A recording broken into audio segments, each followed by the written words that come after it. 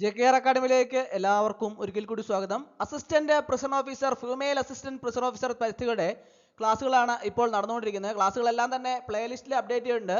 Special ടോപ്പിക്സിന്റെ എല്ലാ ടോപ്പിക്കും ഉൾപ്പെടുത്തിയുള്ള ക്ലാസ്സുകളാണ് നടന്നുകൊണ്ടിരിക്കുന്നത്. അപ്പോൾ ക്ലാസ്സുകളെല്ലാം തന്നെ കൃത്യമായിട്ട് നിങ്ങൾ കാണുക. അതോടൊപ്പം തന്നെ റാങ്ക് ഫയൽ ലഭ്യമാണ്. റാങ്ക് ഫയൽ ആവശ്യമുള്ള ഉദ്യോഗാർത്ഥികൾ ഉടൻ തന്നെ കോൺടാക്ട് ചെയ്യുക. ഡിസ്ക്രിപ്ഷൻ ബോക്സിൽ ഞാൻ നമ്പർ കൊടുത്തിട്ടുണ്ട്. നിങ്ങൾക്ക് എന്നെ കോൺടാക്ട് ചെയ്താൽ റാങ്ക് ഫയൽ മെയിൽ വഴിയോ വാട്സപ്പ് വഴിയോ അയച്ചു നൽകുന്നതാണ്. നമ്മുടെ ക്ലാസ്സുകളെല്ലാം തന്നെ പരമാവധി എല്ലാവരിലേക്കും എത്തിച്ചു കൊടുക്കുക. അപ്പോൾ നമുക്ക് ക്ലാസ്സിലേക്ക് കിടക്കാം. നമുക്ക് ആദ്യത്തെ ക്വസ്റ്റ്യൻ നോക്കാം. താഴെ പറയുന്നവയിൽ ഏതാണ് ആക്രമണോത്സുകതയുടെ ഒരു ഉദാഹരണം? 4 ഓപ്ഷൻസ് താഴെ കൊടുത്തിട്ടുണ്ടല്ലേ. അതിൻ്റെ അകത്ത് ഏതാണ് ആക്രമണോത്സുകതയുടെ ഒരു ഉദാഹരണം എന്ന് പറയുന്നത്? അപ്പോൾ ആക്രമണോത്സുകത എന്താണ് എന്ന് അറിഞ്ഞാൽ മാത്രമേ നമുക്ക് അതിൻ്റെ ഉദാഹരണം കാണുമ്പോൾ മനസ്സിലാകുകയുള്ളൂ. അപ്പോൾ നമുക്ക് എന്നാണേലും ആ ഓപ്ഷൻസ് നോക്കിയിട്ട് നിങ്ങൾ ആൻസർ കണ്ടുപിടിച്ചോ? ഒന്ന് നോക്കിയേ, ഏതാണ് ശരി ഉത്തരം എന്ന്. ഏതാണ് ശരി ഉത്തരം? ഓപ്ഷൻ ബി ആണല്ലേ. ഒരു കുട്ടി കളിക്കുമ്പോൾ മറ്റൊരാളെ തള്ളിയിടുന്നു, അതൊരു ആക്രമണോത്സുകതയാണ് അല്ലേ. ആക്രമണോത്സുകത എന്നത് മറ്റൊരാൾക്ക് ദോഷം വരുത്തുക എന്ന ലക്ഷ്യത്തോടെയുള്ള ഏതൊരു പെരുമാറ്റത്തെയും സൂചിപ്പിക്കുന്നു. ഓപ്ഷൻ ബിയിൽ കുട്ടി മറ്റൊരാളെ തള്ളിയിടുന്നത് ദോഷം വരുത്തുന്ന ഉദ്ദേശത്തോടെയാകാം. മറ്റു ഓപ്ഷനുകളിൽ അത്തരമൊരു ഉദ്ദേശമില്ല. അപ്പോൾ അതുകൊണ്ടാണ് ഓപ്ഷൻ ബി ശരിയായിട്ടുള്ളത്. അപ്പോൾ ആക്രമണോത്സുകത എന്ന് പറഞ്ഞാൽ എന്താണ്? മറ്റൊരാൾക്ക് ദോഷം വരുത്തുക എന്ന ലക്ഷ്യത്തോടെയുള്ള ഏതൊരു പെരുമാറ്റത്തെയും നമുക്ക് അങ്ങനെ സൂചിപ്പിക്കാം. അടുത്ത ക്വസ്റ്റ്യൻ. ആക്രമണോത്സുക പെരുമാറ്റത്തിന് കാരണമാകുന്ന ഒരു പ്രധാന ഘടകം ഏതാണ്? ആക്രമണോത്സുക പെരുമാറ്റത്തിന് കാരണമാകുന്ന ഒരു പ്രധാന ഘടകം ഏതാണ്? 4 ഓപ്ഷൻസ് താഴെ കൊടുത്തിട്ടുണ്ട്. ഏതാണ് ശരി ഉത്തരം? ഒന്ന് ആലോചിച്ച് നോക്കിയേ, ഏതാണ് ശരി ഉത്തരം? ഓപ്ഷൻ ബി ആണല്ലേ, സാമൂഹിക പഠനം. ആളുകള് മറ്റുള്ളവരുടെ പെരുമാറ്റങ്ങൾ നിരീക്ഷിക്കുന്നതിലൂടെയും അനുകരിക്കുന്നതിലൂടെയും ആക്രമണോത്സുകത പഠിക്കാൻ സാധ്യതയുണ്ട്. മാതാപിതാക്കള്, സുഹൃത്തുക്കള്, മാധ്യമങ്ങള് എന്നിവയിൽ നിന്നുള്ള അനുഭവങ്ങൾ ഇതിന് കാരണമായേക്കാം. അപ്പോൾ ഈ ആക്രമണോത്സുകത എന്ന് പറയുന്നത് ആളുകൾ മറ്റുള്ളവരുടെ പെരുമാറ്റങ്ങൾ നിരീക്ഷിക്കുന്നതിലൂടെയും അനുകരിക്കുന്നതിലൂടെയും ആക്രമണോത്സുകതയെക്കുറിച്ച് പഠിക്കാൻ സാധ്യതയുണ്ട്. മാതാപിതാക്കൾ, സുഹൃത്തുക്കൾ, മാധ്യമങ്ങൾ എന്നിവയിൽ നിന്നുള്ള അനുഭവങ്ങളും ഇതിന് കാരണമായേക്കാം. അപ്പോൾ ആക്രമണോത്സുക പെരുമാറ്റത്തിന് കാരണമാകുന്ന ഒരു പ്രധാന ഘടകമാണ് സാമൂഹിക പഠനം. അടുത്ത ക്വസ്റ്റ്യൻ. താഴെ പറയുന്നവയിൽ ഏതാണ് ആക്രമണോത്സുകതയുടെ ഒരു തരം അല്ലാത്തത്? 4 ഓപ്ഷൻസ് താഴെ കൊടുത്തിട്ടുണ്ട്. അതിൻ്റെ അകത്ത് ആക്രമണോത്സുകതയുടെ ഒരു തരം അല്ലാത്തത് ഏതാണെന്നാണ് ചോദിച്ചിട്ടുള്ളത്. ഏതാണ് ശരി ഉത്തരം? ഒന്ന് ആലോചിച്ച് നോക്കിക്കേ, ഏതാണ് ശരി ഉത്തരം? ഓപ്ഷൻസ് ഡി ആണല്ലേ, സഹാനുഭൂതി. സഹാനുഭൂതി എന്നത് മറ്റൊരാളുടെ വികാരങ്ങളെ മനസ്സിലാക്കാനും പങ്കുവയ്ക്കാനുമുള്ള കഴിവാണ്. ഇത് ആക്രമണോത്സുകതയുടെ വിപരീതമാണ് അല്ലേ. ഇത് ആക്രമണോത്സുകത എന്ന് പറഞ്ഞാൽ അങ്ങനെയല്ല, അതിന്റെ വിപരീത. സഹാനുഭൂതി അതിൻ്റെ അകത്ത് ഒരിക്കലും വരില്ല. കാരണം എന്താ വെച്ചാൽ എന്താണ്? അത് മറ്റൊരാളുടെ വികാരങ്ങളെ മനസ്സിലാക്കാനും പങ്കുവയ്ക്കാനുമുള്ള കഴിവാണ്. ഇത് ആക്രമണോത്സുകതയുടെ വിപരീതമാണ്. ശാരീരികം, വാചികം, പരോക്ഷം എന്നിവയെല്ലാം ആക്രമണോത്സുകതയുടെ വിവിധ രൂപങ്ങളാണ്. അടുത്ത ക്വസ്റ്റ്യൻ. ആക്രമണോത്സുകത കുറയ്ക്കാനുള്ള ഒരു ഫലപ്രദമായ മാർഗം ഏതാണ്? 4 ഓപ്ഷൻസ് താഴെ കൊടുത്തിട്ടുണ്ട്.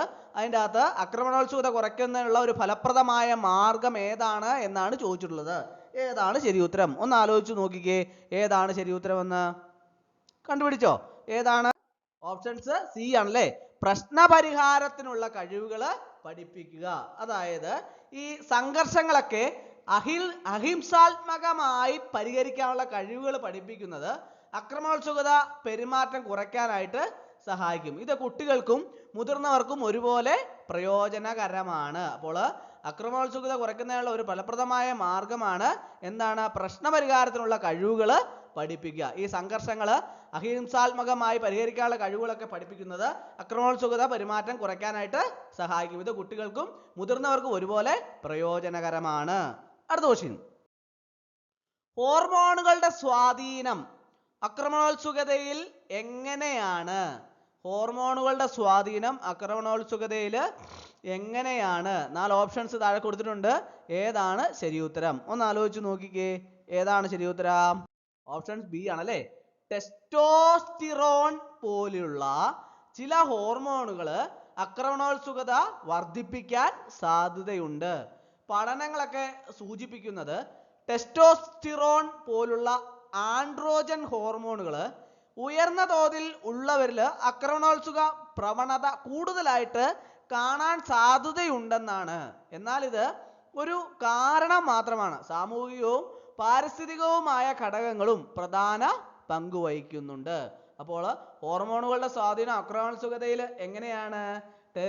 അതിനകത്ത് ടെസ്റ്റോസ്റ്റിറോൺ പോലുള്ള ചില ഹോർമോണുകൾ ആക്രമണോത്സുകത വർദ്ധിപ്പിക്കാൻ സാധ്യതയുണ്ട് എന്ന് പറയുന്നു.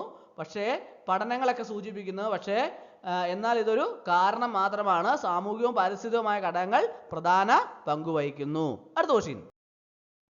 ഫ്രസ്ട്രേഷൻ അഗ്രഷൻ ഹൈപ്പോതെസിസ് എന്താണ് വിശദീകരിക്കുന്നത്? ഫ്രസ്ട്രേഷൻ അഗ്രഷൻ ഹൈപ്പോതെസിസ് എന്താണ് വിശദീകരിക്കുന്നത്? 4 ഓപ്ഷൻസ് താഴെ കൊടുത്തിട്ടുണ്ട്. ഏതാണ് ശരി ഉത്തരം? ഒന്ന് ആലോചിച്ച് നോക്കിയേ. ഏതാണ് ശരി ഉത്തരം എന്ന്? ഓപ്ഷൻ ബി ആണല്ലേ. ലക്ഷ്യം നേടുന്നതിനുള്ള തടസ്സങ്ങൾ. ഫ്രസ്ട്രേഷൻ എങ്ങനെ ആക്രമണോത്സുക പെരുമാറ്റത്തിന് കാരണമാകുന്നു, അതാണ് വിശദീകരിക്കുന്നത്. ഫ്രസ്ട്രേഷൻ അഗ്രഷൻ ഹൈപ്പോതെസിസ് അനുസരിച്ച് ഒരു വ്യക്തിക്ക് ഒരു ലക്ഷ്യം നേടുന്നതിൽ തടസ്സമുണ്ടാവുമ്പോൾ അത് നിരാശയിലേക്ക് നയിക്കുകയും ആ നിരാശ ആക്രമണോത്സുക പെരുമാറ്റമായി പ്രകടമാകുകയും ചെയ്യാം. അടുത്ത ക്വസ്റ്റ്യൻ. താഴെ പറയുന്നവയിൽ ഏതാണ് കുട്ടികളിലെ ആക്രമണോത്സുക പെരുമാറ്റത്തിന്റെ ഒരു സൂചന അല്ലാത്തത്? 4 ഓപ്ഷൻസ് താഴെ കൊടുത്തിട്ടുണ്ട്. അതിൻ്റെ അകത്ത് ഏതാണ് കുട്ടികളിലെ ആക്രമണോത്സുക പെരുമാറ്റത്തിന് ഒരു സൂചന അല്ലാത്തത് ഏതാണെന്നാണ് ചോദിച്ചിട്ടുള്ളത്. ഏതാണ്? ഓപ്ഷൻ സി ആണല്ലേ. തൻ്റെ കളിപ്പാട്ടങ്ങൾ മറ്റുള്ളവരുമായി പങ്കുവയ്ക്കാൻ താല്പര്യം കാണിക്കുക. കളിപ്പാട്ടങ്ങളൊക്കെ പങ്കുവയ്ക്കുന്നത് സാമൂഹികമായ നല്ല പെരുമാറ്റമാണ് അല്ലേ. അപ്പോൾ മറ്റുള്ള ഓപ്ഷനുകളിൽ കുട്ടികളെ ആക്രമണോത്സുക പ്രവണതകളെ സൂചിപ്പിക്കുന്നു. അപ്പോൾ അതാണ് ഓപ്ഷൻ സി ആണ് കറക്റ്റ് ആൻസർ. അടുത്ത ക്വസ്റ്റ്യൻ. മാധ്യമങ്ങളിലെ അക്രമ ദൃശ്യങ്ങൾ കുട്ടികളുടെ പെരുമാറ്റത്തെ എങ്ങനെ സ്വാധീനിക്കാൻ സാധ്യതയുണ്ട്? ഈ മാധ്യമങ്ങളിലൊക്കെ കാണുന്ന അക്രമ ദൃശ്യങ്ങളൊക്കെ കാണുമ്പോൾ അത് കുട്ടികളെ പെരുമാറ്റത്തെ എങ്ങനെ സ്വാധീനിക്കാൻ സാധ്യതയുണ്ട് എന്നാണ് ചോദിച്ചിട്ടുള്ളത്. 4 ഓപ്ഷൻസ് ഉണ്ട്. അതിനകത്ത് ഏതാണ് ശരി ഉത്തരം? ഒന്ന് ആലോചിച്ച് നോക്കിയേ.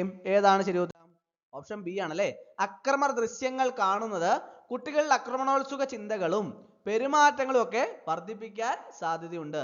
നിരവധി പഠനങ്ങൾ സൂചിപ്പിക്കുന്നത് മാധ്യമങ്ങളിലെ അക്രമ ദൃശ്യങ്ങളൊക്കെ നമ്മൾ മാധ്യമങ്ങളിലൊക്കെ കാണുന്ന അവസരത്തിൽ കുട്ടികൾ അനുകരണ സ്വഭാവം വളർത്താനും അക്രമത്തെക്കുറിച്ചുള്ള അവരുടെ കാഴ്ചപ്പാടുകൾ മാറ്റാനും അതുവഴി ആക്രമണോത്സുക പെരുമാറ്റങ്ങൾ വർദ്ധിപ്പിക്കാനും ഒക്കെ സാധ്യതയുണ്ടെന്നാണ് നിരവധി പഠനങ്ങൾ സൂചിപ്പിക്കുന്നത്. അടുത്ത ക്വസ്റ്റ്യൻ. ഒരു സംഘത്തിലെ വ്യക്തികൾ ഒറ്റയ്ക്ക് ചെയ്യുന്നതിനേക്കാൾ കൂടുതൽ ആക്രമണോത്സുകത കാണിക്കുന്ന പ്രതിഭാസത്തെ എന്താണ് വിളിക്കുന്നത്? ഒരു സംഘത്തിലെ വ്യക്തികൾ ഒറ്റയ്ക്ക് ചെയ്യുന്നതിനേക്കാൾ കൂടുതൽ ആക്രമണോത്സുകത കാണിക്കുന്ന പ്രതിഭാസത്തെ എന്താണ് വിളിക്കുന്നത്? 4 ഓപ്ഷൻസ് താഴെ കൊടുത്തിട്ടുണ്ട്. ഏതാണ് ശരി ഉത്തരം? ഒന്ന് ആലോചിച്ച് നോക്കി. ഏതാണ് ശരി ഉത്തരം എന്ന് കണ്ടുപിടിച്ചോ?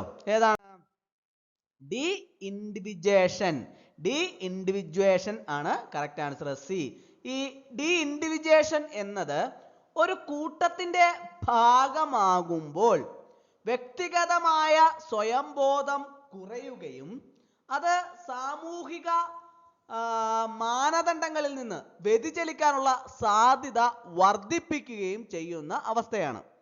ഇത് ചിലപ്പോൾ കൂട്ടായ ആക്രമണോത്സുക പെരുമാറ്റങ്ങളിലേക്ക് നയിച്ചേക്കാം. അതാണ് ഡി ഇൻഡിവിജ്വേഷൻ എന്നത്. അപ്പോൾ ഒരിക്കൽ കൂടി പറഞ്ഞു തരാം. ഡി ഇൻഡിവിജ്വേഷൻ എന്നത് ഒരു കൂട്ടത്തിന്റെ ഭാഗമാകുമ്പോൾ വ്യക്തിഗതമായ സ്വയംബോധം കുറയുകയും അത് സാമൂഹിക മാനദണ്ഡങ്ങളിൽ നിന്ന് വ്യതിചലിക്കാനുള്ള സാധ്യത വർദ്ധിപ്പിക്കുകയും ചെയ്യുന്ന അവസ്ഥയാണ്.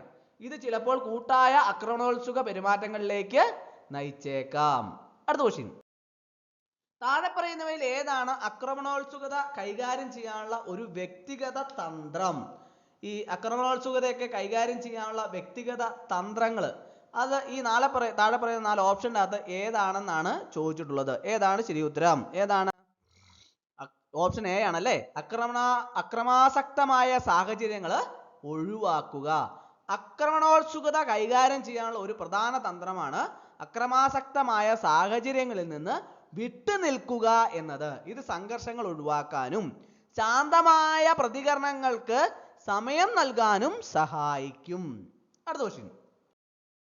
താഴെ പറയുന്നവയിൽ ഏതാണ് ഇച്ഛാഭംഗത്തിന്റെ ഒരു സാധാരണ കാരണം? താഴെ പറയുന്നവയിൽ ഏതാണ് ഇച്ഛാഭംഗത്തിന്റെ ഒരു സാധാരണ കാരണം? 4 ഓപ്ഷൻസ് താഴെയുണ്ട്. ഏതാണ് ശരി ഉത്തരം? ഇച്ഛാഭംഗത്തിന്റെ ഒരു സാധാരണ കാരണം ഈ താഴെ പറയുന്ന ഓപ്ഷനകത്ത് ഏതാണ്? കണ്ടുപിടിച്ചോ? ഏതാണ്? ഓപ്ഷൻ ബി ആണല്ലേ. ഒരു ലക്ഷ്യം നേടുന്നതിലെ തടസ്സം.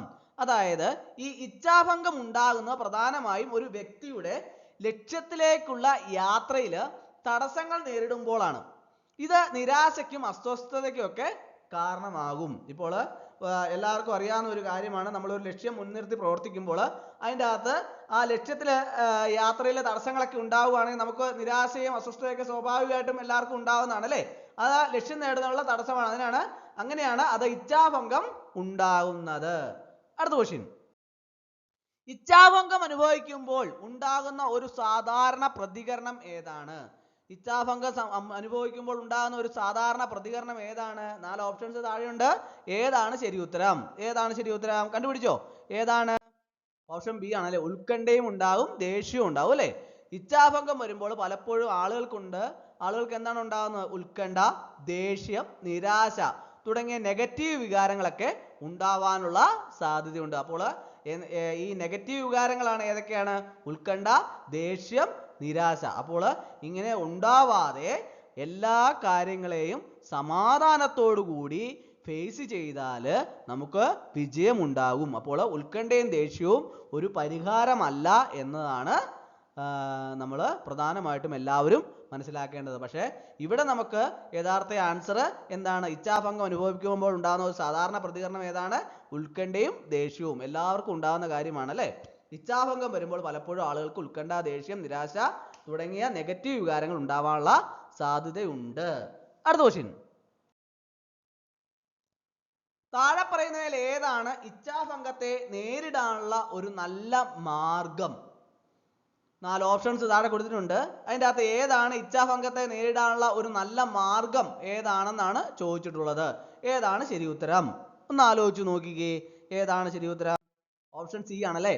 സാഹചര്യത്തെ കുറിച്ച് സംസാരിക്കുകയും പരിഹാരം കണ്ടെത്താൻ ശ്രമിക്കുകയും ചെയ്യുക. അതാണ് ഇച്ഛാഭംഗത്തെ നേരിടാനുള്ള ഒരു നല്ല മാർഗം. ഇച്ഛാഭംഗത്തെ ഫലപ്രദമായി നേരിടാനുള്ള ഒരു നല്ല മാർഗമാണ് പ്രശ്നത്തെക്കുറിച്ച് തുറന്നു സംസാരിക്കുകയും അതിനൊരു പരിഹാരം കണ്ടെത്താൻ ശ്രമിക്കുകയും ചെയ്യുക എന്നത്. അപ്പോൾ ഇച്ഛാഭംഗം ഉണ്ടാകുമ്പോൾ അതിനെ ഫലപ്രദമായി നേരിടാനുള്ള ഒരു നല്ല മാർഗമാണ് എന്താണ്?